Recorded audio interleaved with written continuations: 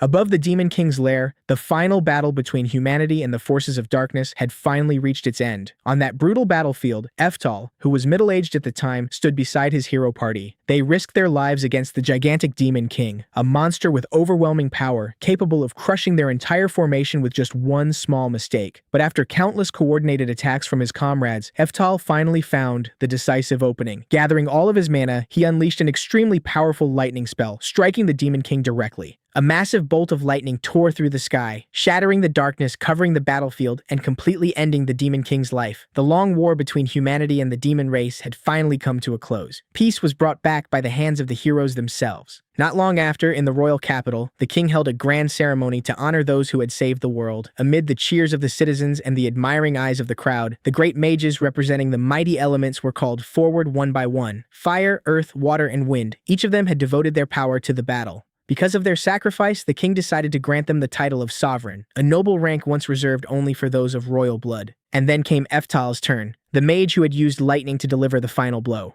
The king personally stepped forward, placed a crown upon his head, and granted him the title of the Thunder Sovereign. That moment brought Eftal to tears. After more than 40 years of devoting his entire life to magic, after so many years of fighting, researching, and pushing himself forward without rest, his efforts had finally been recognized by the world in the highest form possible. But that glory was not the end of Eftal's journey. Many years later, when his hair had turned completely white and old age had left its marks on his face, he became a teacher at a magic academy, continuing to pass his knowledge on to the next generation. Inside the classroom, Eftal guided his young students as they maintained a fourth-tier magic circle. He patiently observed every movement of their mana. He was strict, yet gentle, like someone who had lived long enough to understand that the foundation was the most important part of magic. Among those students was Merlin, a young girl who always looked at Eftal with admiration and a strong desire to go even further. After finishing her assignment, Merlin immediately begged her teacher to let her learn 6th-tier magic. She believed that if she became stronger, she could become his #1 disciple. That request reminded Eftal of the past. Many years ago, on a ruined battlefield, after a fierce clash, he had heard the cry of a newborn baby among the wreckage. That baby was Merlin. Even though he knew she carried the blood of the demon race, the sworn enemy of humanity, Eftal could not abandon such a fragile life. He carried her out of the battlefield, brought her home, and raised her as his own.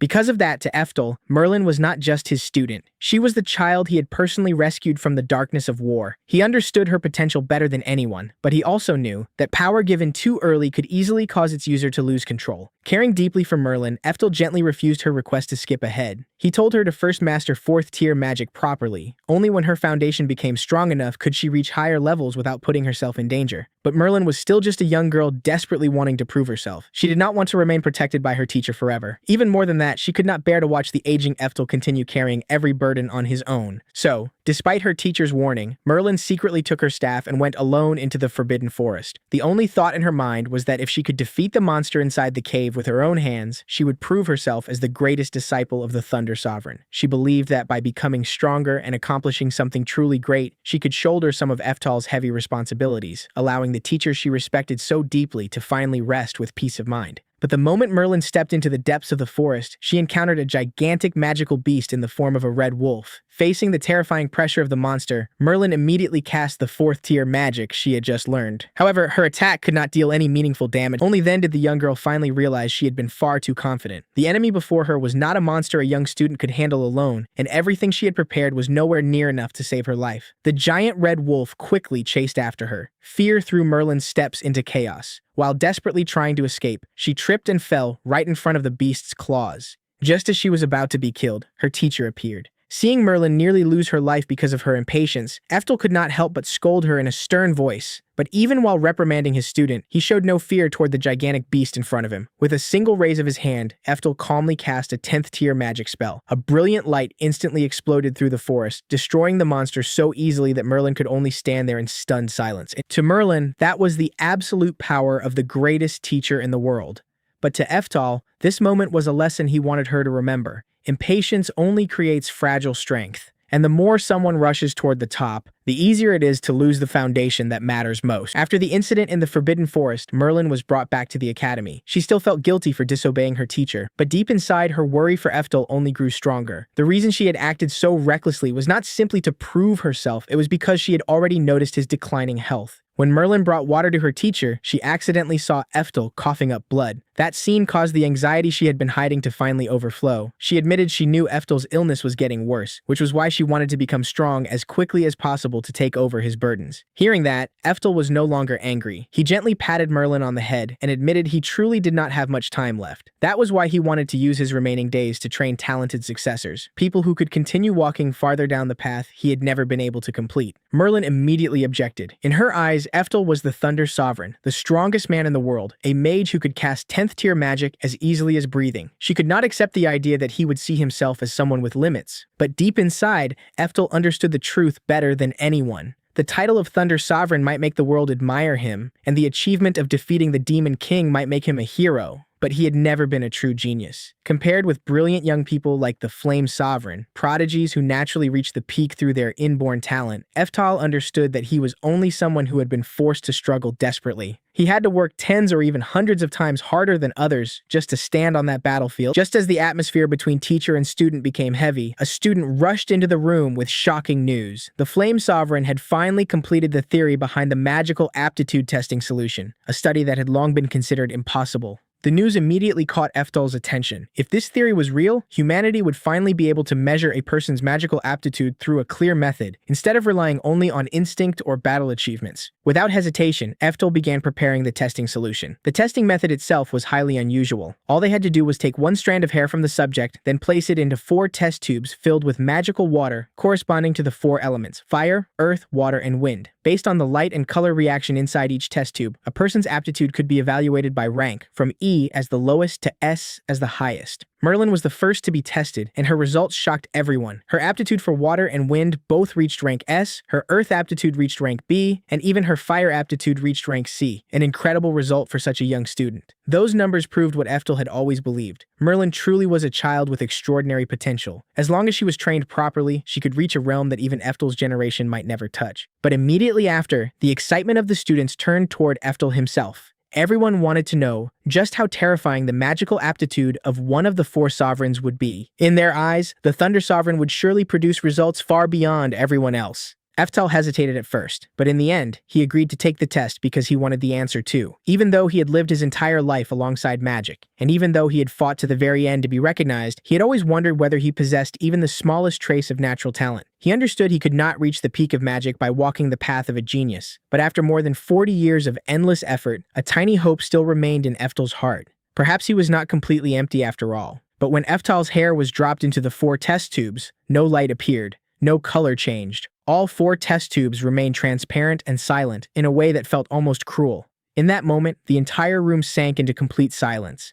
Eftel could only stare at the result before him, the result that denied the final hope he had secretly kept inside his heart. Then, the shocked voice of a student rang out as he read from the theory paper, colorless and transparent, meaning no aptitude. That single sentence pierced straight into the heart of the Thunder Sovereign. The man who had once saved the world, defeated the Demon King, and been honored as one of the 4 sovereigns, had finally discovered that he had absolutely no magical aptitude. The bitterness of that truth was overwhelming. The glory of Eftel's entire life had not come from talent, but from the desperate effort of a man who had never been blessed by heaven. And that cruel truth would lead directly to the regret of his final days, driving his decision to reincarnate in order to challenge the peak of magic once again. Many days later, Eftel lay bedridden during the final days of his life. His body had completely weakened and his breathing grew faint. But in those aged eyes, the regret he carried never disappeared. Even though the world praised him as a hero, Eftel could not leave this life in peace. What he held in his final moments was not satisfaction, but the resentment of a mage who had never reached the true peak of magic. Tears fell from his eyes as he kept repeating that he could not accept it. He could not accept that a lifetime of effort still could not surpass natural talent. He could not accept that after sacrificing everything, he was still held back by his own limits, running out of time before he could take one more step toward his dream. And then, the Thunder Sovereign Eftel passed away. But his soul did not completely disappear. Thanks to a hidden skill called Reincarnation cycle, which he had obtained 50 years earlier, Eftel opened his eyes inside an undefined space. There, a goddess was waiting to guide him into a new life.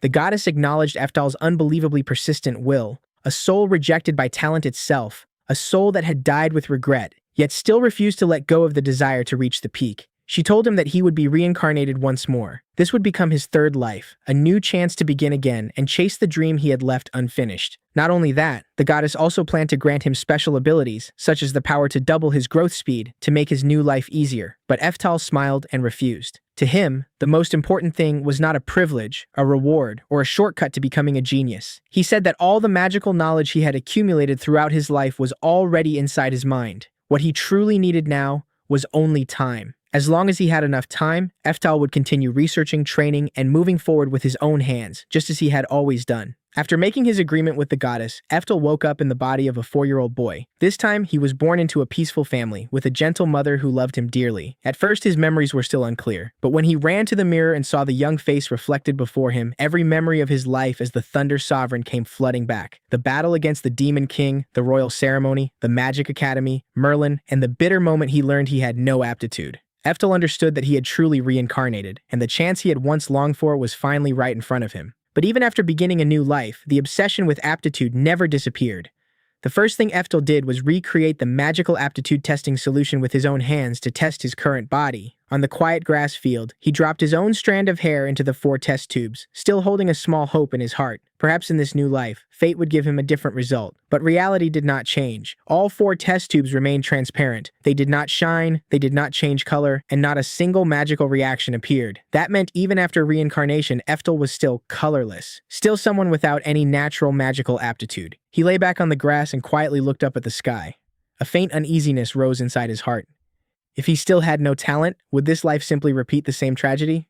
Even if he had been given more time, would he still be stopped by the wall of genius once again? But before Eftal could sink deeper into those thoughts, the sky above the royal capital suddenly turned dark. A gigantic dragon with glowing red eyes appeared. Its wings covered the sky, and the terrifying aura pouring from its body threw the entire area into chaos. The knights on horseback quickly realized that the difference in power was far too great. They had no chance of fighting such a monster, so their formation instantly broke apart as they turned and fled in panic. At first, Eftal also thought that a 4-year-old child like him could not possibly do anything. His current body was far too small, and his mana should not have been enough to stand against a gigantic dragon. But in the next moment, his eyes changed. Even though his current body was only that of a child, inside Eftal still lived the soul of the Thunder Sovereign. The man who had defeated the Demon King spent his entire life researching magic and created original spells with his own hands. He decided to try using the original magic from his previous life. A gigantic green magic circle instantly appeared in the sky. Mana gathered violently in a single moment, and a destructive bolt of lightning shot straight toward the dragon. The 10th tier spell struck so fast that no one could react. The gigantic dragon, which had just thrown the entire royal capital into fear, was instantly blasted down from the sky. Everyone who witnessed the scene was left speechless. Right before their eyes, a 4-year-old child had destroyed a dragon with a single spell. As for Eftal, he quietly looked down at his small hands, then smiled in complete astonishment. Only now did he realize the most important truth. Even though he had reincarnated into the body of a child, he still retained all of the magical power he had possessed at the peak of his previous life. In other words, Eftal had not only carried over his memories and knowledge, he had also carried the mana, techniques, and battle experience of the Thunder Sovereign into this new era. Even though he was still colorless, and even though he still had no natural talent, this time, Eftal was no longer starting from zero. And at that moment,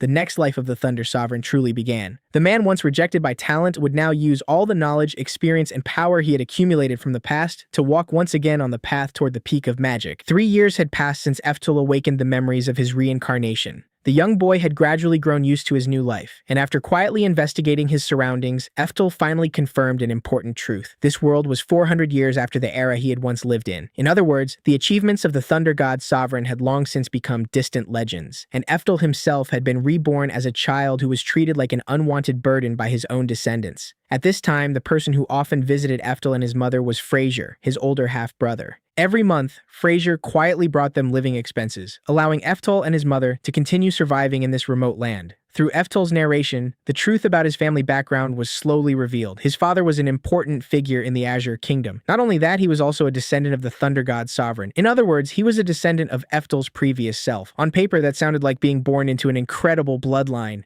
But the problem was that Eftal's mother had no magic aptitude, and in a society that worshipped magic, that alone was enough for her to be looked down on. The lawful wife of the family did not respect her. The other people in the household did not treat her with dignity either. In the end, Eftel and his mother were pushed out to this isolated place, forced to live like outsiders within their own family. Eftel had never even been acknowledged by his biological father. He had never met the man in person. The irony was almost cruel. That family proudly claimed to carry the blood of the Thunder God Sovereign, while the real Thunder God Sovereign himself had been pushed aside and forgotten. Fraser, however, was different. He was the second son of the official wife of Duke Alcott, but he did not join the rest of the family in hating Eftel and his mother. Instead, he quietly looked after them. He helped them with money, and he also cared about the future of his younger brother. When Eftel said that he wanted to attend the Magic Academy in the Imperial capital one day, his mother immediately burst into tears. In her eyes, that path had already been blocked from the very beginning. The reason was simple. The magic testing system of this era had already concluded that Eftel had no aptitude, just like his mother. For an ordinary person,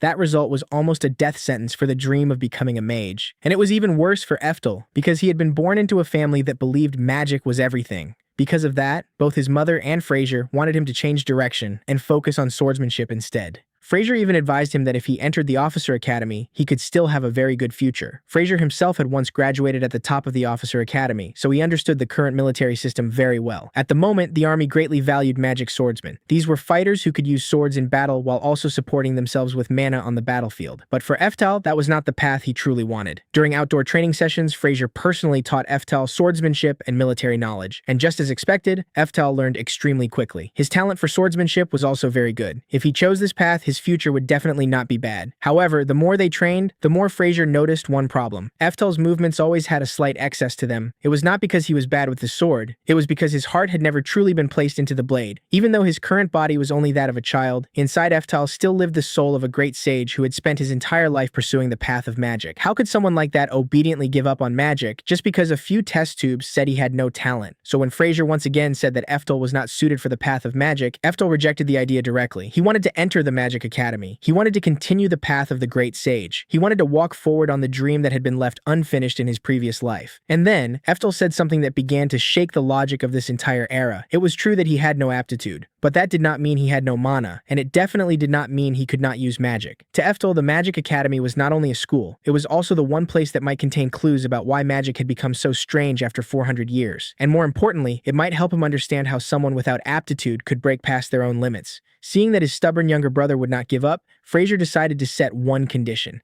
If Eftel could recreate even a part of the magic Fraser was about to cast, Fraser would personally write him a recommendation letter to enter the Magic Academy. After saying that, Fraser raised his hand seriously and began chanting. He called upon the wind spirit Sylphie. Then he released a sharp blade of wind that sliced through the base of a tree in front of them. For people of this era, that was probably a very solid display of magic, but in Eftel's eyes, its weakness was painfully obvious. The very act of chanting had already slowed down the casting speed far too much. When it was Eftel's turn, he did not even open his mouth to chant. He simply controlled his mana lightly. In the next instant, a massive pressure of wind erupted. It did not merely cut through the tree, it blasted the entire thing out of the ground. Fraser froze where he stood, because what Eftel had just used was not an ordinary technique. It was chantless casting, a method of using magic without reciting an incantation. In the current era, only sages who had trained for decades could even hope to reach that level. And yet, the child standing in front of him had done it as casually as brushing dust off his sleeve. Realizing that he had gone a little too far, Eftel quickly tried to cover it up. He claimed that he had accidentally used 4th-tier magic, but that only shocked Fraser even more. By the standards of this era, 4th-tier magic was already considered extremely advanced. To Eftel, however, 4th-tier magic was only basic magic from 400 years ago. Then before he could properly stop himself, Eftel accidentally revealed that he could even use 10th-tier magic. This time, Fraser's mind completely shut down. He fainted on the spot. The reason was easy to understand. In the current era, 10th-tier magic had already been classified as a lost technique. It almost existed only in books and legends. While Fraser was unconscious, Eftel took the opportunity to check the books again, and the truth only made him more certain. The magical civilization of this world had declined severely. Spells that had once been considered low-level in his era were now treated as advanced magic. Chantless casting, which had once been a basic foundation for practical battle mages, had become a luxury that even sages needed decades of harsh training to achieve. Eftel understood that if he continued revealing his abilities so carelessly, people might begin to suspect the truth of his reincarnation, so he immediately chose to hide his real strength. When Fraser woke up, Eftel casually redirected the story. He said that Fraser's magic had been so powerful that the tree had flown back and hit him in the head, causing him to faint. It was a rough excuse, but under the circumstances, with Fraser still recovering from the shock, it somehow worked. After that incident, Eftel decided to temporarily follow the military path that everyone expected from him. As for his research into magic, he would continue that in secret. To put it simply, on the surface, he would study the field chosen by his family. But behind the scenes, he would quietly keep chasing his true passion. Even though Eftel had temporarily moved away from the Magic Academy, his competitive nature had not disappeared at all. Especially under the influence of the indomitable skill from his previous life, he began setting a new goal for himself. If he had to learn the sword, then he would become the strongest magic swordsman. In order to test Eftel's true ability, Fraser invited Mariah. Mariah was the former captain of the Knight Order of the Azure Kingdom. He was the kind of man whose presence alone could change the atmosphere. The moment the match began, Eftel immediately felt the difference. Mariah's killing intent, speed, experience, and pressure were all far beyond what any ordinary child could endure. Forced into a difficult position, Eftel had no choice but to use physical enhancement to keep up with his opponent's movements. At that moment, Fraser also explained something to Mariah. The terrifying part about Eftel was not the magic aptitude recognized by the system, it was how smoothly he could control the mana inside his body. The way he circulated mana was so fluid that it looked like the work of a seasoned warrior. But Eftel himself understood the truth very well. This was not some natural talent. It was the experience of a great sage who had spent an entire lifetime controlling mana. Even so, in pure swordsmanship, Eftel was still overwhelmed by Mariah. Mariah saw through his weaknesses very quickly. His body was still too small. He did not have enough height, his muscles lacked strength, and his technique was not yet polished enough to face Mariah seriously. If Eftel wanted to truly fight him, he would need at least 3 more years. But Eftel was not the kind of person who would accept defeat just because of physical disadvantages. In the moment he was pushed into a corner, he did not use magic. He also did not try to clash against Mariah's sword with brute strength. Instead, he suddenly used a physical technique from his previous life. He borrowed the force of his opponent and threw Mariah to the ground. It was a clean shoulder throw, so clean that even Mariah had to admit defeat in the test. Only then did Fraser reveal Mariah's true identity. He was not only the former captain of the Knight Order, he was also the headmaster of the Azure Kingdom Officer Academy. In other words, by making Mariah acknowledge him, Eftel had officially secured a place at the Officer Academy once he turned 15. Time continued to pass. Eftel was now 14 years old. Only 1 year remained before he would reach adulthood in this world. Although he was outwardly following the military path, he had never abandoned magic. On stormy days, Eftel quietly tested 10th tier lightning magic again. This was the very power that had once earned him the title of Thunder God Sovereign in his previous life. However, these experiments also helped him discover a new problem. When casting 9th tier and 10th tier magic, there was always a slight delay before the spell actually activated. For someone else, that might have seemed like a minor detail. But for Eftel, a mage who had once lived and died on the battlefield, that delay could become a fatal weakness. He also understood that without an attribute, deeper research into magic in this world would be extremely difficult. Because of that, Eftel's true plan had not changed. Once he turned 15, he would leave home and go to the Magic Academy by himself. Just then, Fraser brought him new information. Eftel's biological father had finally agreed to meet him. When Eftel's mother heard the news, she cried from emotion. She believed that all the years her son had spent working hard in military training had finally helped him gain recognition from the family. Eftel, however, understood very clearly that this meeting meant nothing to him. Even so, he decided to go along. He did not want to disappoint his mother and Fraser.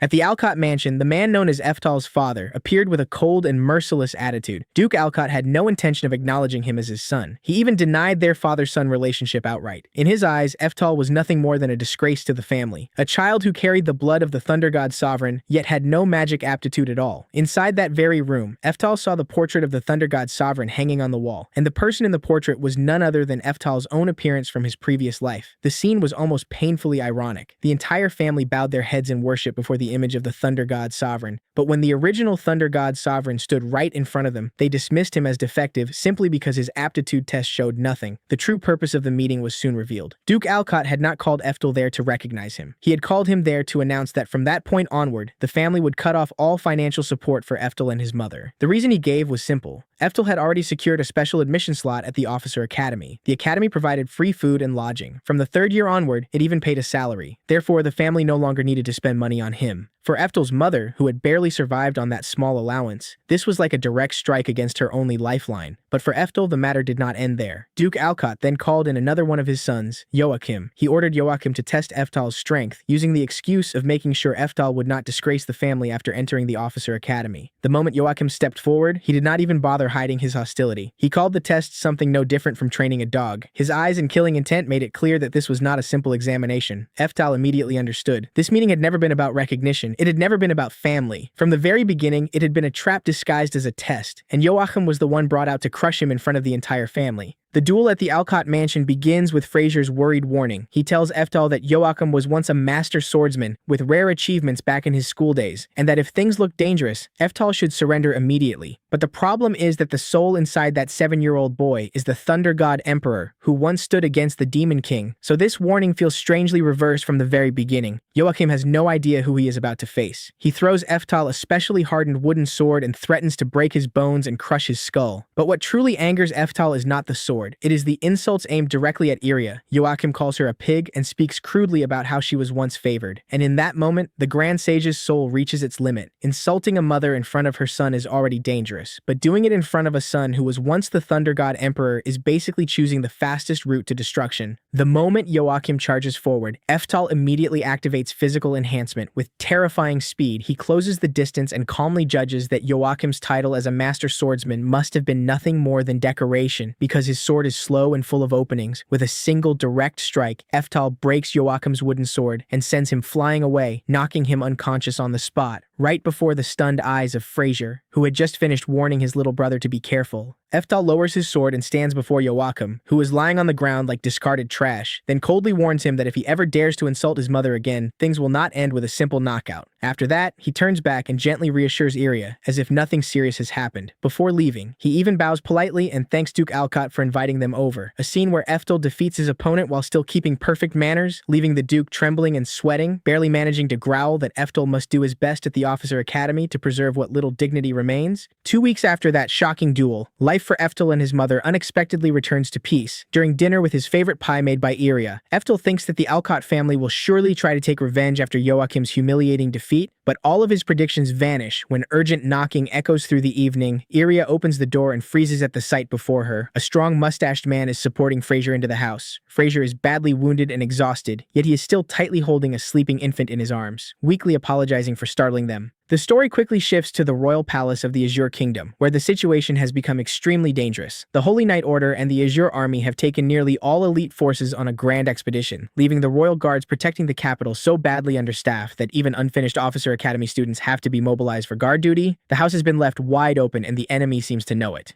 At the same time, Fraser tells Mariah about shocking intelligence. The Grand Minister's faction is planning to use the expedition as an opportunity to assassinate the Crown Prince. But before they can even discuss a counterplan, a soldier rushes in and reports that the southern barbarians have invaded the royal capital. From the palace window, smoke and fire rise into the sky, and Fraser urgently calls for the prince to be taken somewhere safe. After safely bringing the newborn Crown Prince into the house, Fraser weakly reveals the whole political mess burning through the Azure Kingdom. The current king is actually the younger brother, far more talented than the elder brother who now serves as Grand Minister. But because the king has no heir, the throne would naturally pass to the Crown Prince, who is the legitimate son of that very Grand Minister. And the birth of this baby has turned the elder brother's faction into a nest of furious hornets, instantly triggering an assassination plot to seize power back. After hearing this, Eftal does not need any complicated reasoning. He immediately realizes that the person behind the attack is none other than his own father, Duke Alcott, because on this board of power, the Duke is the one who would suffer most if the succession changes. The same man who normally treats his own son like worthless trash is now willing to burn an entire forest and kill a baby for political gain.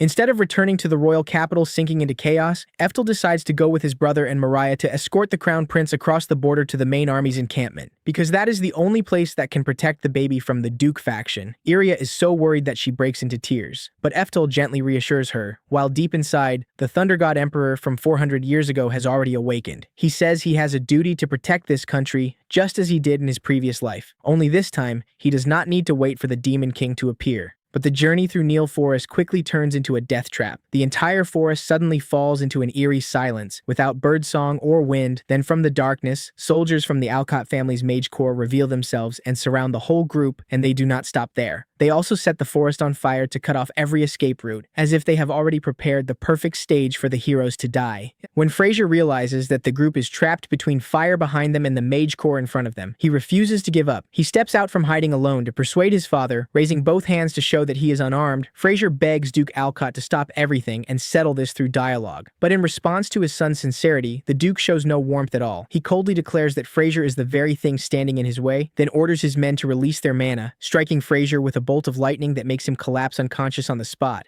After witnessing that moment, Eftal no longer holds anything back. He steps forward with ice-cold eyes and says simply that he will show them what real magic is. In that instant, mana erupts violently from Eftal's body, shaking the very ground beneath him. He casts a spell that this era would never dare believe could exist, and in a single flash, the entire burning forest is frozen solid. The flames, the trees, and even the soldiers charging toward him are turned into massive statues of ice. The scale of his magic is so overwhelming that even Duke Alcott, watching from a distance, can only stare with his mouth open in terror, unable to understand how the child he abandoned for years could unleash power that far exceeds every standard of this world. As for Eftal, he stands calmly in the frozen forest as if he has only completed a warm-up exercise, and this is merely the opening act before he makes his birth father understand that the Thunder God Emperor, the legendary figure the Alcott family worships day and night, has actually been living under their own roof for the past 7 years. They were simply too obsessed with measuring talent through test tubes to notice. In the middle of the vast frozen lake he created, Eftal faces the entire Alcott Mage Corps with a cold expression, looking at them as if they are a group of troublesome students. He mocks them by saying that water magic is not even his specialty, but even so, none of them can scratch a single hair on his head. Hearing this, Duke Alcott turns red with fury and orders a full-scale attack. His pride has already been crushed, yet he still has no idea who he is standing against. The entire corps unleashes level 5 explosive arrows at once, and a massive blast swallows Eftal's position while the Duke watches with triumph in his eyes. But when the smoke clears, Eftal is still standing motionless like a stone statue surrounded by countless shining defensive magic circles. He has not even bothered to move, while the mages begin to stammer in disbelief because their strongest direct attack has done absolutely nothing to a boy who is not even of age. Driven mad by the disadvantage, Duke Alcott shouts and orders them to use the trump card he believes to be invincible, the level 6 focused Thunderburst, a spell with a grand name that shoots straight toward Eftal. But the only response is Eftal's tired sigh and his blunt criticism that this era gives its techniques impressive names while the spells themselves are ordinary. He casually raises his hand and forms a special level 7 magic shield, erasing the pathetic attack in an instant. The whole corps screams and calls him a monster. And in their eyes, he is even more terrifying than a monster because at least monsters usually have weaknesses. Eftal does not stop there. He draws his sword and charges straight into the enemy formation, using the very close combat techniques Fraser taught him to defeat mage after mage with ease, when one of them desperately tries to cast the level 2 riot bomb. Eftal instantly closes in, shuts him down, and knocks him away like trash, while mocking them by saying their real combat ability is worse than the elementary students of his old era. A brutal statement, but completely accurate, because in the age of the Thunder God Emperor, level 2 magic was little more than a morning warm-up. Deciding to end the joke, Eftal summons a gigantic blue magic circle that covers the sky. The foolish mages assume that he is trying to control the weather or create static electricity like their minor tricks, but Eftal only smiles and declares with overwhelming force that what he controls is lightning. Then a level 10 pillar of thunder descends from the heavens, destroying the core formation in an instant, leaving nothing but ashes scattered across the ice. Duke Alcott and one surviving subordinate are only alive because Eftal deliberately held back and created a protective barrier around them. The Duke still stubbornly threatens him with the crime of resisting the national army, but Eftal coldly replies that this is a failed assassination attempt against the crown prince, and eliminating the mastermind is an act of protecting the country. He looks down on his own father, a man willing to kill his children for power, and officially ends the coup with a sentence of public hanging for both the Duke and Joachim, a fitting end for those who dared to target the crown prince and insult the mother of the Thunder God Emperor. After everything, Eftal meets Fraser again in town. His older brother has miraculously survived thanks to the family heirloom necklace, Oberon's Guardian, which blocked the fatal blow. The two brothers embrace with joy and relief that the other is safe, and thanks to Fraser's desperate efforts to save the crown prince, the Alcott family is not stripped of its title, while Fraser officially becomes the heir, a beautiful outcome for the rare older brother who chose justice inside a family filled with schemes. In a quiet forest, Eftal stands with Fraser and Mariah as he cleans up the battlefield using level 7 spells such as Evil Flame and Wild Wind. Only then do they truly realize the terrifying power he has been hiding all this time. Eftal apologizes, but of course he cannot reveal the truth about his reincarnation. Mariah understands and chooses to keep the secret, warning him never to use that power in front of outsiders in order to avoid throwing the world into chaos. But despite everything, Eftal remains firm in his single goal. He wants to enter the Magic Academy, continue his research, and reach the peak of magic that his previous life left unfinished. Mariah agrees to train his body and swordsmanship until he turns 15, while Eftal smiles brightly with hope, because at last, the path toward mastering magic in his new life has truly opened before him. Eftel has finally turned 15, the age when he is allowed to choose his own path. That morning, Iria struggles to remain composed as she prepares to send her son away from home. She tells him that he is now old enough to pursue the life he truly wants, but no matter how tired or discouraged he becomes, this house will always be waiting for him. Eftel embraces his mother and thanks her for raising him over the past 15 years. He asks everyone to take care of themselves, while Mariah tries to hide his tears by claiming that dust has blown into his eyes. Even in the middle of an emotional farewell, the old swordsman still reminds Eftel not to neglect his training. Eftel bows deeply to all three of them and begins his journey. Behind him stands the home where he grew up. Ahead lies a future shaped entirely by his own decisions. This time, Eftel is determined to overcome the limits of natural talent and reach the summit of magic that remained beyond him in his previous life. On the road toward the city, hosting the Magic Academy entrance examination, Eftel stops at a small camp to rest. The moment he sits down, he hears an argument at the neighboring table. An elderly mage in his 50s is kneeling before Edworth the Raging Flame, an A-rank adventurer invited to the nearby town. The old man teaches magic to local children and politely asks Edworth to spare a little time to guide them. Edworth cuts him off before he can finish. He proudly announces that he reached A-rank at only 20 years old, while the old man has spent more than half his life as nothing more than a C-rank mage. To Edworth, someone who has devoted his life to teaching rural children is not even worthy of speaking to him as an equal. A small amount of fame has already convinced him that everyone else exists beneath his feet. The old mage swallows his pride, apologizes, and invites him to the town's welcoming feast. Edworth becomes even more offended, claiming that his time is far too valuable for such people. He then pulls on the chain connected to the collar of a red-haired demon girl standing beside him. A slave mark created by Edworth is engraved upon her body, and he proudly declares that once the mark is complete, he will be able to force mana into it and command her to obey every order. He speaks as though cruelty were some magnificent achievement. The surrounding people clearly despise what they are seeing, but none of them dares challenge an A-rank adventurer. The sight reminds Eftel of Merlin, the demon girl he once rescued from a battlefield and raised as both a student and a member of his family. Had he ignored her cries beneath the ruins all those centuries ago, Merlin might also have been reduced to property and passed between cruel masters. The thought fills him with disgust. Even so, Eftel forces himself to remain patient. The slave mark has not fully stabilized, and destroying it carelessly could disrupt the magical structure and harm the person carrying it.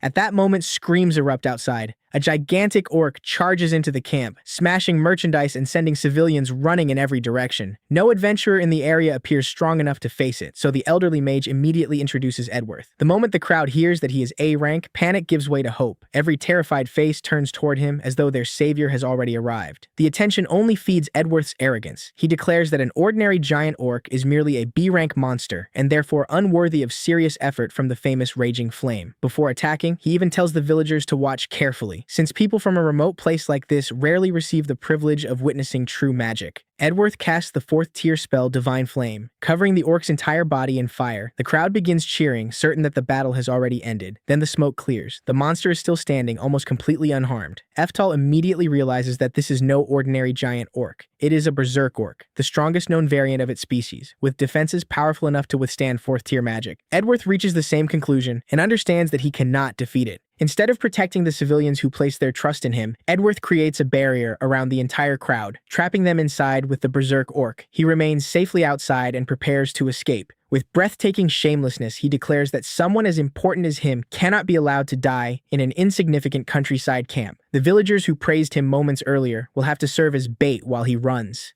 The people desperately strike the barrier, but none of them can break through. Behind them, the orc slowly turns in their direction.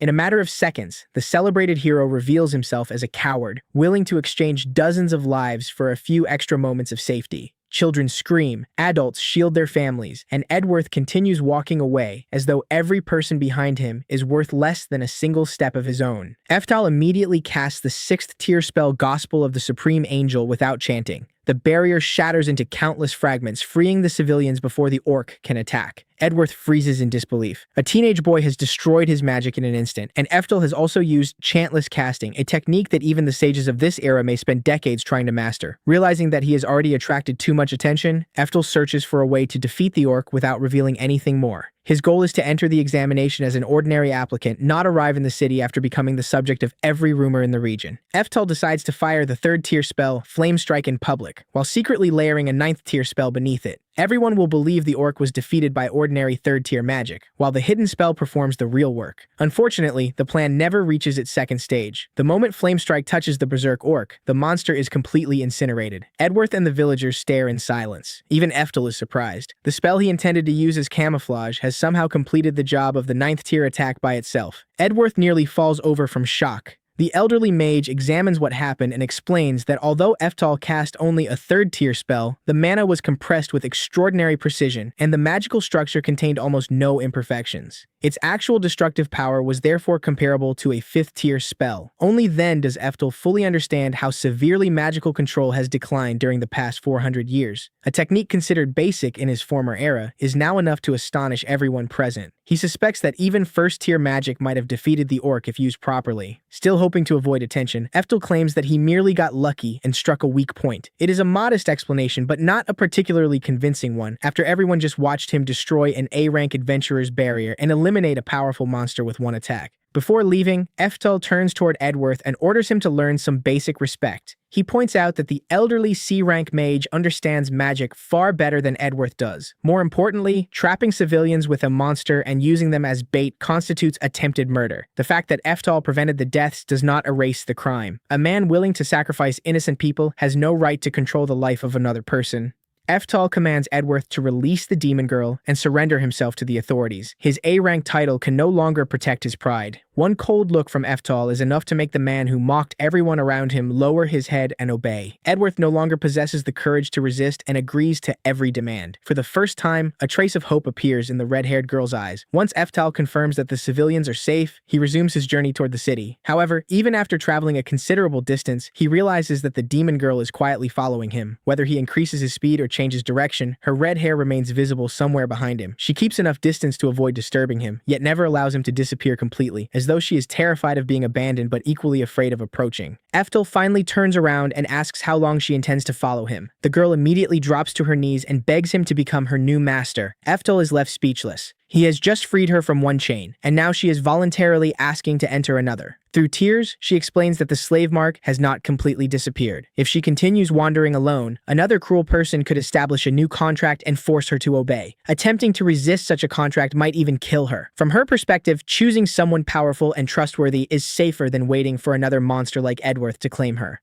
When Eftel asks about her identity, she explains that her ancestors were defeated in an ancient war against humanity. Their entire family was enslaved, and that status continued across generation after generation. She is a descendant of demon royalty and a distant relative of Merlin, one of the greatest mages in the demon realm. The name Merlin brings memories from 400 years earlier rushing back. Eftel remembers the young girl he once adopted, the student who constantly begged him to teach her advanced magic and recklessly entered a forbidden forest because she wanted to become stronger as quickly as possible. He never expected that Merlin would still be alive, much less that she had risen to become the foremost mage of the demon race. The girl kneeling before him is a relative of the student he once considered family. With the slave mark still present, Eftel cannot simply leave her behind. Eftel agrees to become her master temporarily in order to protect her. However, he makes it clear that they will help one another as equals rather than continue the abusive relationship she endured before. The girl introduces herself as Anastasia and begins traveling with him. Unfortunately, she continues calling Eftal master and behaves with absolute obedience. Magical chains can be destroyed in an instant, but habits carved into the mind through years of suffering cannot disappear after a single conversation. Before nightfall, Eftal and Anastasia reach the city where the Magic Academy entrance examination will soon take place. Anastasia is surprised that someone as powerful as Eftal still intends to take the same examination as ordinary applicants. Eftal offers no detailed explanation and instead searches for a place where they can eat and prepare for the following day. He eventually leads her into an expensive restaurant catering to wealthy customers. The moment they reach the table, Anastasia ignores the empty chair across from Eftal and kneels obediently at his feet. She lowers her head and trembles like someone attempting to become the perfect slave. Eftal immediately becomes uncomfortable and tells her to sit in the chair. Anastasia responds in terror that a slave must remain beneath her master and would never dare share the same table. Realizing that ordinary persuasion will not work, Eftal uses the one form of authority she currently understands. As her temporary master, he orders her to sit in the chair and enjoy the meal with him. Their progress is interrupted when an employee announces that slaves are forbidden from sitting at the tables and that the restaurant serves only members of the upper class. He also doubts that Eftal can afford the meal.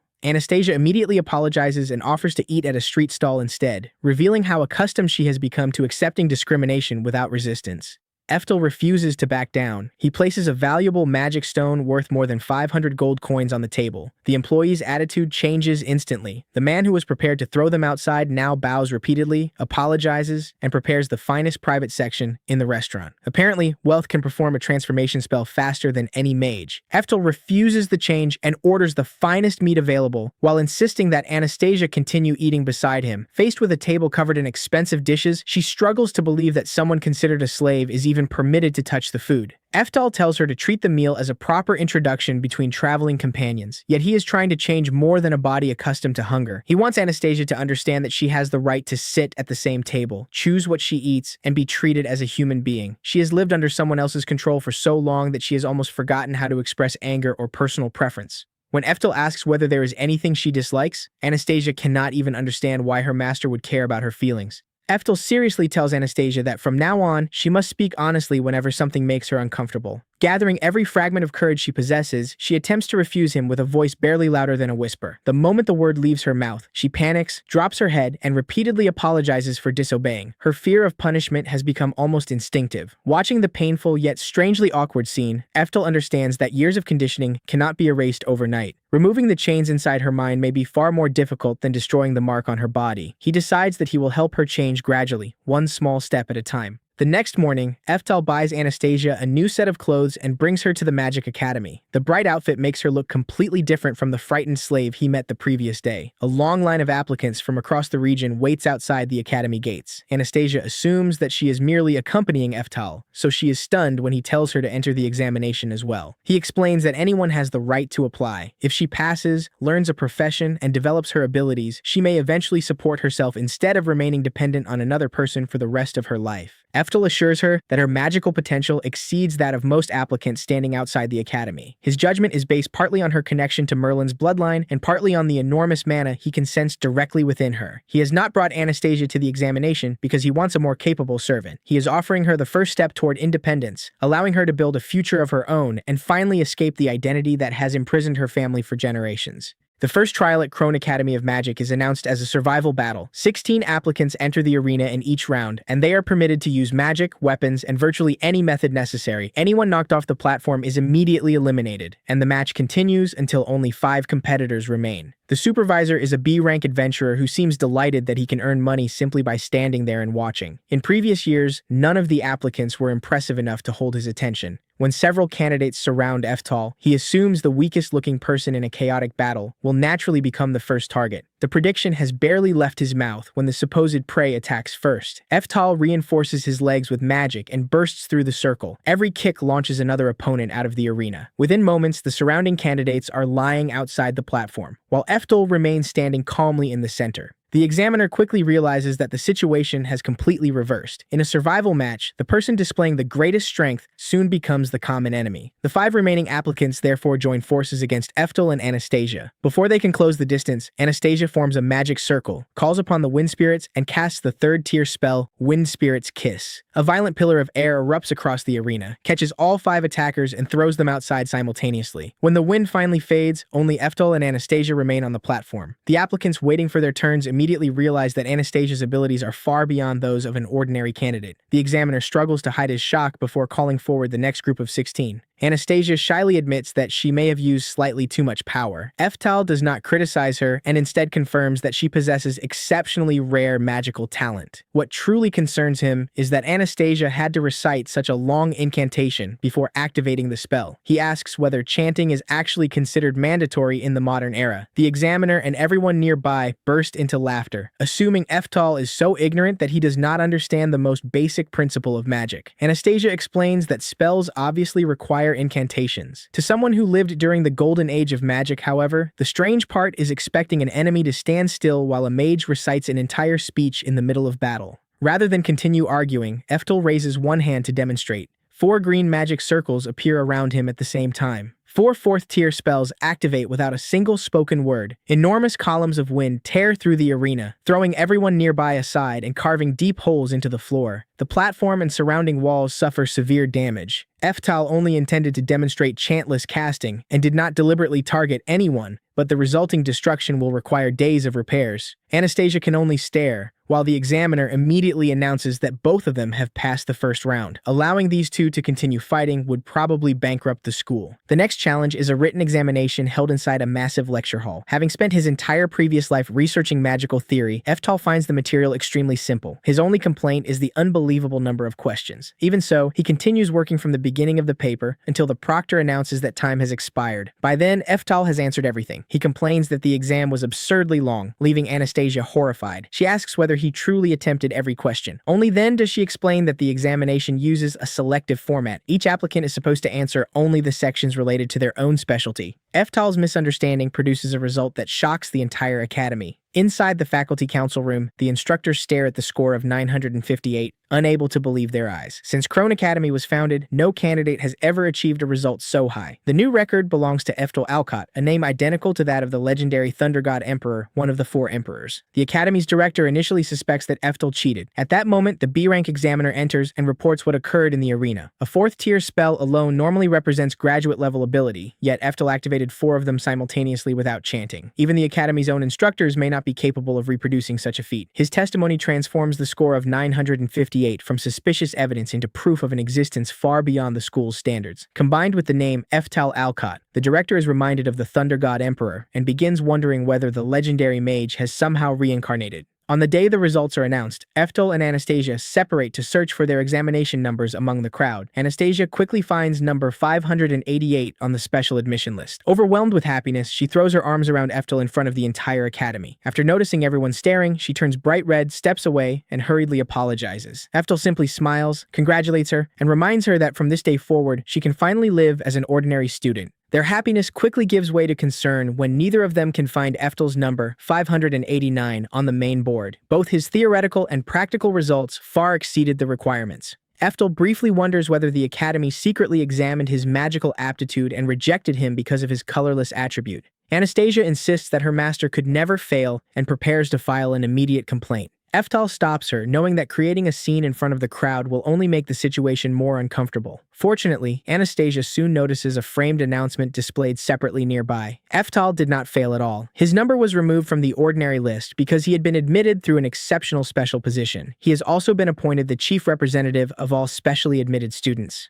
Anastasia believes the role is perfectly appropriate for someone with his results. Eftal has barely finished feeling relieved before realizing that his plan for a peaceful school life has ended before classes have even begun. The benefits are certainly generous. His tuition, dormitory, and meals are completely covered, and he will receive a salary along with additional allowances. In exchange, however, Eftal must represent Krone during public events and exchanges with other academies. That responsibility directly contradicts his goal of quietly using the library to research the limits of magical compatibility. Since the appointment has already been publicly announced, refusing it will be extremely difficult. A greater problem appears in the hallway. As Eftal passes a white-haired demon woman, he immediately recognizes Merlin, the young student who once learned magic under him and has now grown into an adult. Her appearance has changed very little from his memories. Although Eftal's current body is younger, it still carries several features resembling his previous life. He fears that Merlin may recognize the teacher who supposedly died 400 years ago. If his reincarnation is exposed on the very first day, he will immediately become trapped in endless complications. Eftal calls Anastasia and suggests exploring another part of the academy. In reality, he is conducting a quiet retreat before his former student can look directly at him. Merlin's instincts remain as sharp as ever. The moment she senses something familiar, she suddenly calls out, "Master," and begins chasing him.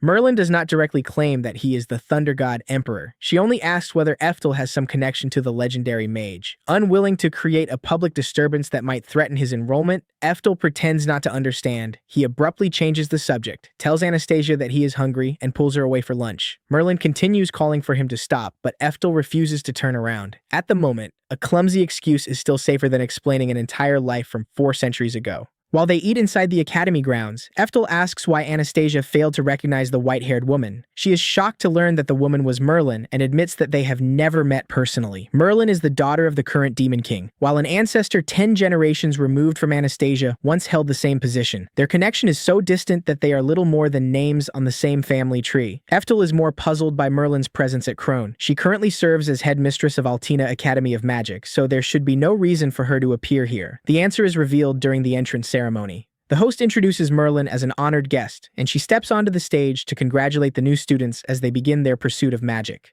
Once Eftel confirms that she is not a teacher at Krone, he temporarily relaxes and plans to address her suspicions discreetly after the ceremony. Unfortunately, the host suddenly calls the chief representative of the incoming students to deliver a speech and loudly announces the name Eftel Alcott. Whispers immediately spread through the hall about the name shared with one of the 4 emperors and the unprecedented theoretical examination record. Eftel's plan to avoid attention collapses completely. He is forced to walk onto the stage beneath Merlin's direct gaze. After the ceremony, his status as the exceptional student representative continues attracting attention. A group of female students quickly surrounds him and begins introducing themselves, while Anastasia sits nearby with obvious irritation because she was the first person to follow Eftel. The crowd voluntarily disperses when Merlin approaches. She places his examination paper in front of him and unexpectedly asks whether he knows what reincarnation means. The question strikes directly at his secret, but Eftel continues pretending not to understand while studying her intentions. Merlin explains that most of Krone's instructors know his answers are correct. The problem is that none of them understand the methods used to reach those answers. Every solution on Eftel's paper is based on the magical theory system of 400 years ago. To him, it is basic knowledge. In the modern era, however, most of it has been lost. Those traces remind Merlin of her former teacher. She admits that reincarnation sounds unbelievable, yet she is certain the current Eftel has a special connection to the Thunder God Emperor. Merlin also suspects that he avoided her because the connection involves a secret he refuses to reveal. Each of her arguments moves closer to the truth. Eftel desperately wants to admit that he is the teacher she once knew, but countless students are still listening nearby. If news spreads that the Thunder God Emperor has returned, the peaceful research life he desires will disappear forever. Realizing that complete denial cannot explain the ancient knowledge in his examination, Eftel leans closer to Merlin and invents another story. He claims that the Thunder God Emperor once had a secret lover and that they produced a child with exceptional magical talent. The child secretly inherited all of his knowledge before withdrawing into the mountains with future descendants to avoid the world's attention. Merlin immediately objects that her master never mentioned any hidden family. Eftel strengthens the lie with a piece of truth. He asks whether she knows that the Thunder God Emperor possessed no natural magical aptitude and carried that regret throughout his life. The information could damage the reputation of one of the 4 emperors, so very few people ever learned it. Even Merlin must admit that secrets of that importance are often concealed. Eftel then introduces himself as the 13th generation heir of this isolated bloodline, which supposedly never interacted with wider society. The explanation accounts for his knowledge of 400-year-old theory while allowing him to avoid revealing his reincarnation. Internally, Eftel apologizes to his former student for inventing an entire family tree directly in front of her. Merlin does not expose the story, although whether she truly believes him or has merely agreed to protect his secret remains uncertain. Merlin then seriously declares that the imaginary family Eftel described is not the only one continuing the path of the Thunder God Emperor. She herself has never stopped training throughout the past 400 years. Brief memories reveal Merlin fighting, studying, and teaching magic to generation after generation, preserving the path her teacher once opened almost entirely by herself. At that moment, the reunion becomes more than a threat to Eftel's identity. Looking at the student who remains young in his memories, he realizes he missed every part of her 4-century journey. The curiosity of a magician and the concern of an old teacher gradually overpower his desire to avoid her. Eftel genuinely wants to witness how far Merlin has advanced during those centuries. Merlin mentions a mock battle scheduled for that afternoon and asks whether he plans to participate. She then directly invites him to face her in a magical duel. Eftel understands that refusing would help reduce attention and preserve his quiet school life. Accepting a challenge from Altina's headmistress, however, will undoubtedly cause the entire academy to focus on him. After a brief moment of consideration, Eftel accepts the challenge. His desire to test the results of Merlin's 400 years of training has become more important than concealing his strength.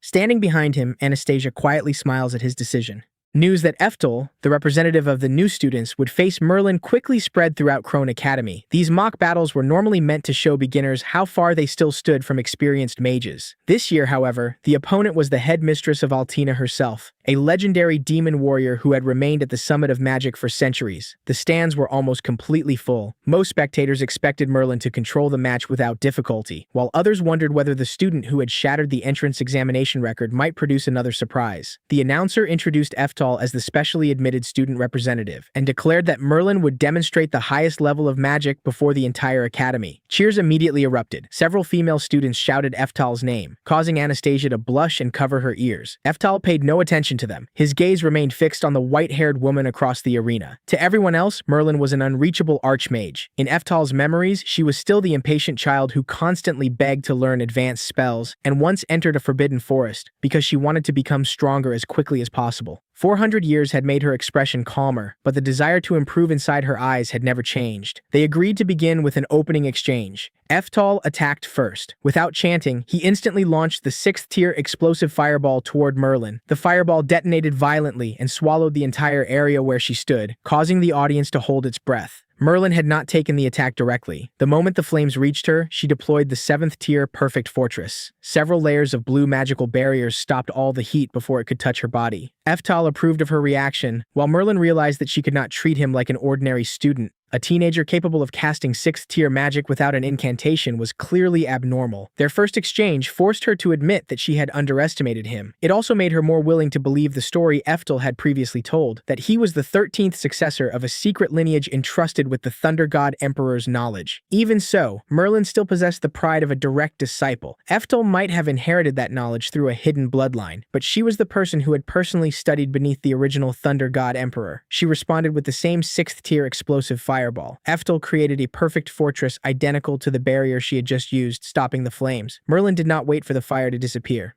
While Eftal's barrier was still enduring the pressure of her first attack, she completed another 6th-tier spell behind it. This was the Thunder God Emperor School's advanced technique of chaining high-level magic. The stronger a spell was, the longer its magical structure normally took to rebuild. A skilled mage, however, could begin constructing the next spell while the previous one was still active, allowing them to release powerful magic continuously without chanting or exposing a major opening. Merlin proudly explained the principle she had refined over several centuries, unaware that the man behind the barrier was its original creator. Eftal felt no irritation while watching his student use his own teachings to seize the initiative. Instead, he was delighted that Merlin had transformed that knowledge into pure battle instinct. He calmly informed her that his own reconstruction time had also ended, then counterattacked with the 7th-tier Wicked Frost. Freezing air erupted across the arena, sealing the flames surrounding his barrier and transforming the sea of fire into a massive block of ice. Eftal immediately followed with the 7th-tier Giant Ice. An enormous frozen spear formed from the magic circle and shot directly toward Merlin. Merlin realized that Eftal had predicted she would continue using fire and prepared ice magic to counter it. The speed with which he shifted from defense to offense surprised even her. Eftal increased the pace further, testing how well his former student could keep up. Merlin raised a 7th-tier Perfect Fortress to block Giant Ice. The collision between two spells of the same rank shook the arena. She believed the refinement of her barrier was equal to Eftal's, yet the enormous spear continued pushing forward. Merlin was forced to maintain the defense with both hands, and sweat began appearing on her face. Eftal calmly pointed out that her defensive structure still contained weaknesses. Nearly equal refinement did not mean that the spell was truly flawless. As long as those imperfections remained, Perfect Fortress could not completely stop Giant Ice. The way he identified every weakness with absolute precision felt painfully familiar. It was exactly how her teacher had corrected her 400 years earlier. Memories returned of the Thunder God Emperor sternly telling her that her magical structures were still immature. Now that same feeling of being completely understood had returned before a young man who shared Eftal's name. Merlin immediately changed tactics and deployed two 7th-tier Perfect Fortresses simultaneously. Controlling multiple spells would normally consume most of a mage's concentration and create an opportunity for an enemy to attack. Merlin deliberately used that weakness as bait. She waited for Eftal to approach, then launched a hidden counterattack from behind him. The explosion made the audience believe that Eftal had been hit. When the smoke cleared, however, he was standing behind Merlin. Eftal had not waited to receive the attack before reacting. He had already read her intentions and prepared the 8th-tier teleportation spell in advance, causing Merlin's ambush to strike nothing but empty air. A tactic she had spent years perfecting was dismantled through the same principles her teacher once taught her. Rather than becoming angry, Merlin laughed with nostalgia. A man named Eftal, using Eftal's spells and fighting exactly like Eftal, every clue was leading her toward an answer that should have been impossible. Merlin decided to reveal her strongest technique. She declared that if Eftal could withstand the next attack, she would openly admit defeat. The 8th tier hammer of the Thunder God activated, sending golden lightning down from above and forcing Eftal to evade close to the ground. He narrowly avoided the strike but immediately realized that this was not Merlin's true secret. A single, highly refined hammer of the Thunder God would not be enough for her to call it the ultimate technique she had developed over 400 years. Magic circles then appeared around both of Merlin's hands and feet. She divided her consciousness to operate 4 8th tier spells at the same time, maintaining the lightning assault, protecting her body, and lifting herself into the center of an enormous electrical network.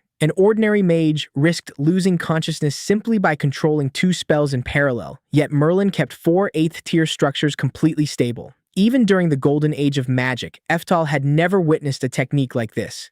At that moment, he no longer saw Merlin as the little girl who needed his protection. He saw a mage who had created a path entirely her own. Images appeared in his mind: the child he once carried away from a battlefield, the student training beside her teacher, and the archmage who continued fighting and teaching new generations long after his death. Merlin had not merely preserved the Thunder God Emperor's legacy, she had developed it into a realm its creator had never imagined. Eftal's pride in her erased any desire to hide his strength or end the match casually. He declared that Merlin had always been the disciple who made him proudest. As her teacher, he would answer 400 years of effort with his full power. An enormous magic circle opened across Eftal's arm, while Merlin drove her 4 8th tier spells to their limits. Golden lightning covered the sky, and the entire power of the hammer of the Thunder God descended in one final strike. Eftal did not retreat. The Thunder God Emperor's 10th tier lightning magic erupted as a colossal stream of blue electricity. The 2 powers collided above the arena, but the balance lasted only an instant. The 10th tier lightning quickly consumed Merlin's entire golden network. Light covered the battlefield, the ground split apart, and the shockwave forced the students in the stands to shield themselves. Anastasia also crouched beneath the overwhelming sound and pressure. Surrounded by lightning, Merlin assembled every clue from the beginning of the battle. Eftal's ability to predict her actions, his perfect identification of her weaknesses, the chained casting technique,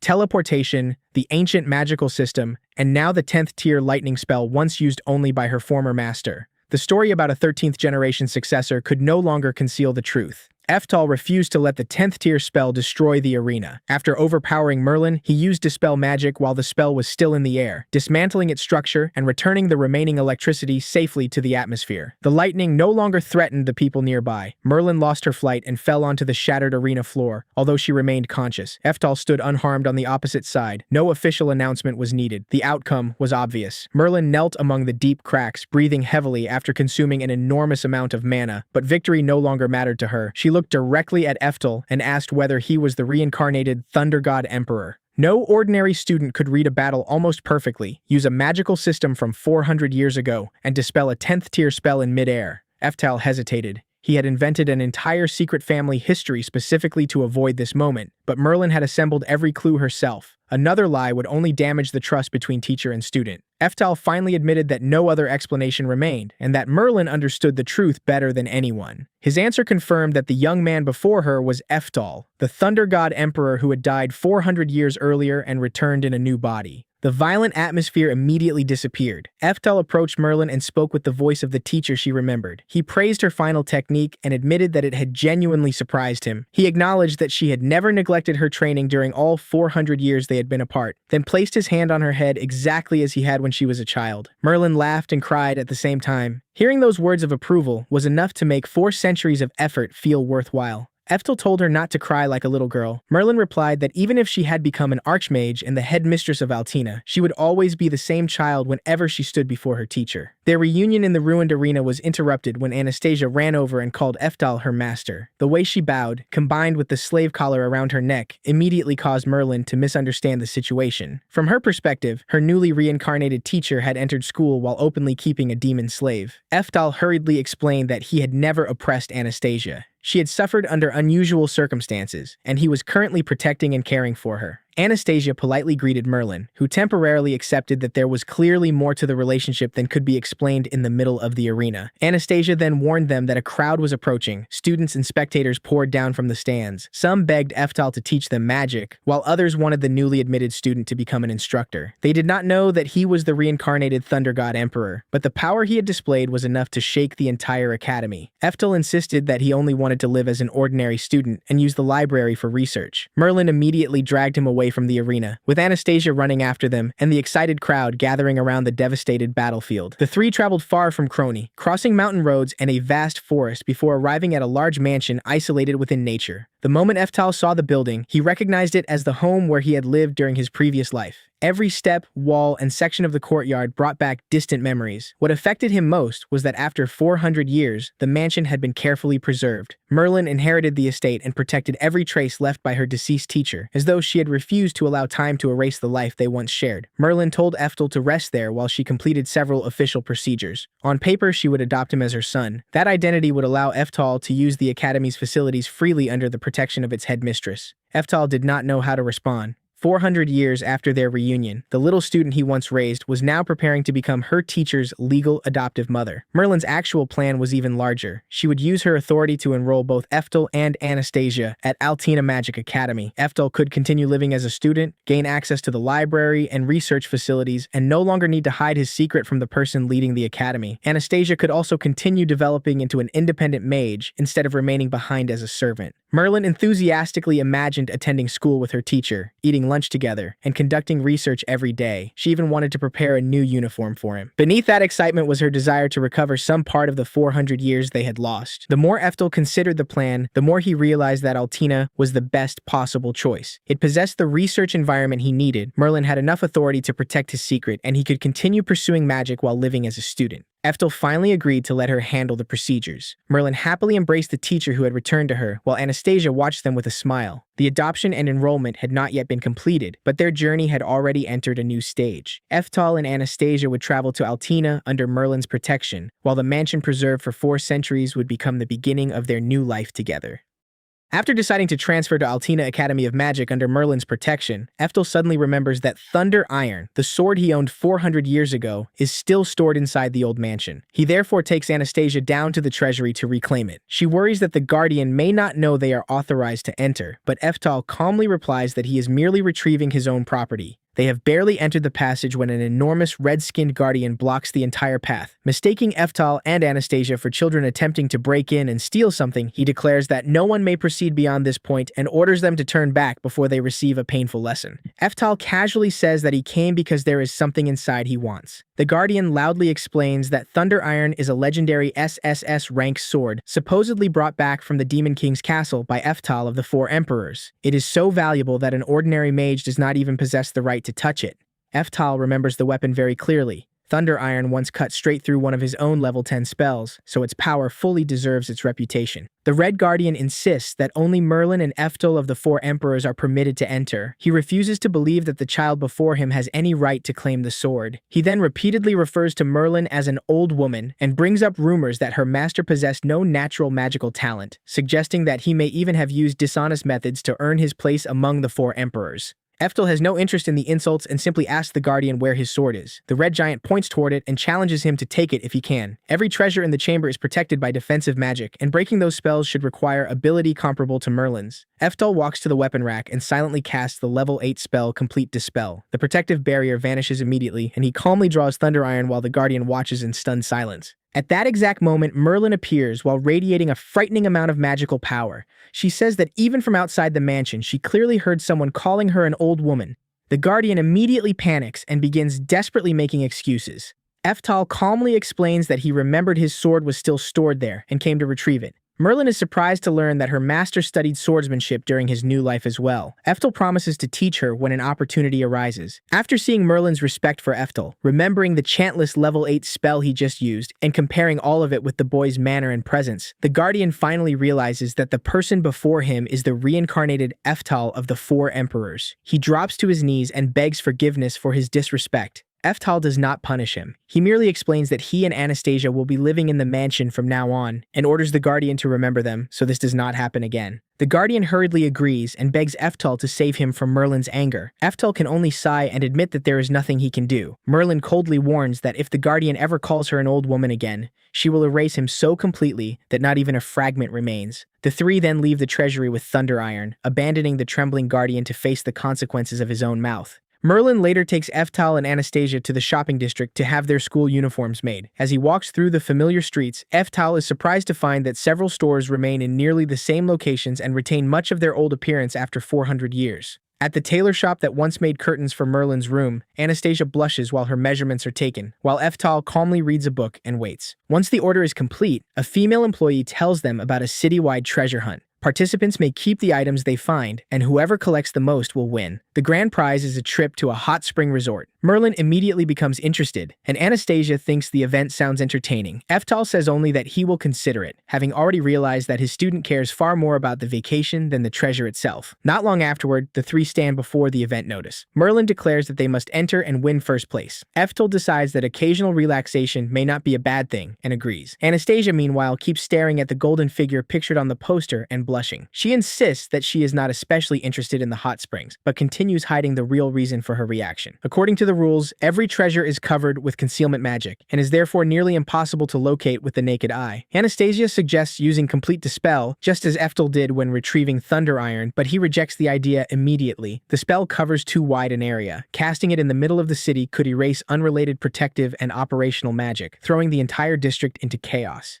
Eftal decides to interfere only with the concealment spells placed on the treasures by the organizers. He must identify the exact sections of magical structure that were altered and isolate them from the countless other spells operating throughout the city. He then casts the level 5 spell Magic Interference. Numerous blue magic circles appear, causing the hidden golden statues to glow and reveal their positions. Eftal quickly finds statues hidden inside a small house, within a storage area, high in a tree, and beneath a bridge. His spell only reveals the treasures, so he still has to travel to each location and collect them himself. However, once every hiding place has been exposed, the outcome is practically decided. Eftal moves continuously and gathers an overwhelming number before the other contestants even understand what is happening. Personally, allowing Eftal to participate is like asking a high school senior to compete in first-grade arithmetic. The organizers may want to reconsider the balance of this event. The group wins the hot spring tickets. Merlin is delighted that her vacation plan succeeded, while Anastasia tightly embraces a golden statue of a smiling child. When Eftal asks why she likes it so much, she blushes and admits that the statue's smiling face resembles him. The object that caught her attention from the beginning was not the grand prize, but something that reminded her of the person who saved her. That evening at the mansion, Merlin finds Eftal drinking tea. She says that she recently bathed with Anastasia and wanted to inspect whether the girl was physically suitable to remain beside and care for someone as exalted as her master. The suggestive wording leaves Eftal speechless. He firmly insists that he and Anastasia do not have the kind of relationship Merlin is imagining. Merlin apologizes and finally moves to the real subject. While they were bathing, Merlin saw an unusual slave mark on Anastasia's body. Its structure is far more complicated and dangerous than an ordinary one. They do not yet know how it functions, what conditions activate it, or who may be capable of controlling it. Keeping someone with such a mark nearby is comparable to keeping a dormant time bomb. Merlin does not believe Anastasia intends to harm them. She fears that the danger sleeping within the spell may suddenly activate without warning. Eftal still intends to keep Anastasia beside him. He calmly states that the decision is his and will not change. He once rescued Merlin from a battlefield despite her demon blood, and he cannot now abandon Anastasia to loneliness merely because she may present a danger. Merlin recognizes that the Thunder God Emperor has already considered the risks and does not argue further, even though the threat posed by the mark remains unresolved. The following day, Eftal and Anastasia enter Altina Academy of Magic wearing their new uniforms. They immediately become the center of attention. The academy is attended almost entirely by demons, so a human walking among students with horns and pointed ears naturally stands out. Anastasia explains that everyone staring at him is normal, while Eftal simply does not care. As long as he can continue pursuing magic, he will accept any environment. His only wish is still to enjoy a peaceful life as an ordinary student. That dream begins collapsing the moment they enter the classroom. Many students are shocked that the transfer student is human, while several openly describe Eftal as a member of an inferior race. A silver-haired boy even complains about the unpleasant smell supposedly unique to humans.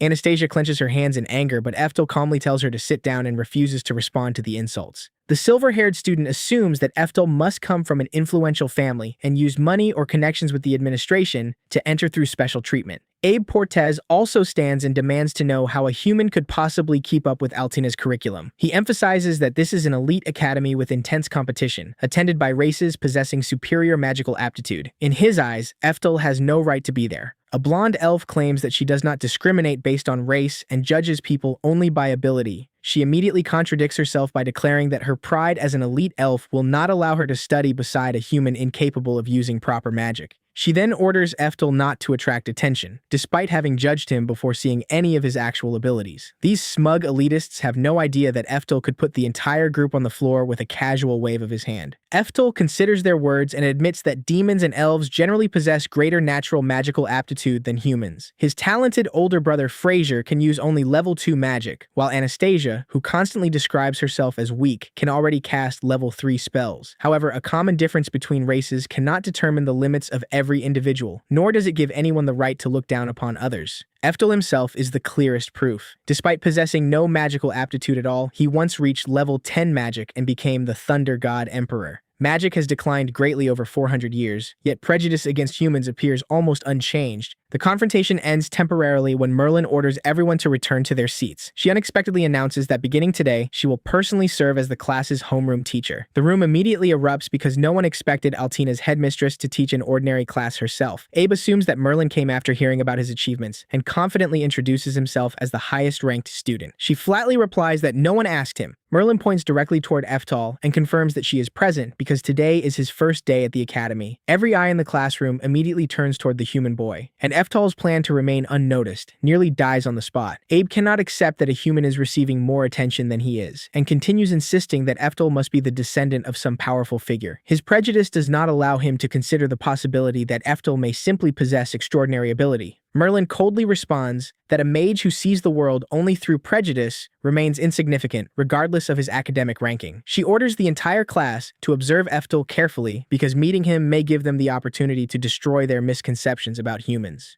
The students stare in disbelief. To them, Eftal appears to be nothing more than a human from a supposedly inferior race, making Merlin's declaration sound completely absurd. Afterward, Abe and two friends surround Eftal and demand to know who he is and why Merlin would appear personally merely because he enrolled. They rely entirely on unconfirmed rumors. They mention that Merlin once opened classes for human children, and claim that she is especially attentive toward attractive young men. From those stories, Abe concludes that Eftal is merely a favorite being given special treatment for Merlin's amusement. Eftal does not argue in his own defense, although the middle-aged soul inside him is beginning to understand what schoolyard verbal abuse feels like. Merlin begins homeroom with a selection of representatives for an upcoming competition between classes. Most positions have already been decided, leaving only the role of magic swordsman. The position will significantly affect future evaluations, and students may either volunteer themselves or nominate someone else. The moment Eftal hears that the subject is a competition, he lowers himself against the desk and tries to disappear from everyone's attention. He does not want to participate because he knows that entering a contest could awaken the intensely competitive nature of his previous life. If that happens, his plan to conceal his power and live peacefully will certainly collapse. Abe Portes volunteers, and the class quickly supports him because his swordsmanship ranks among the best.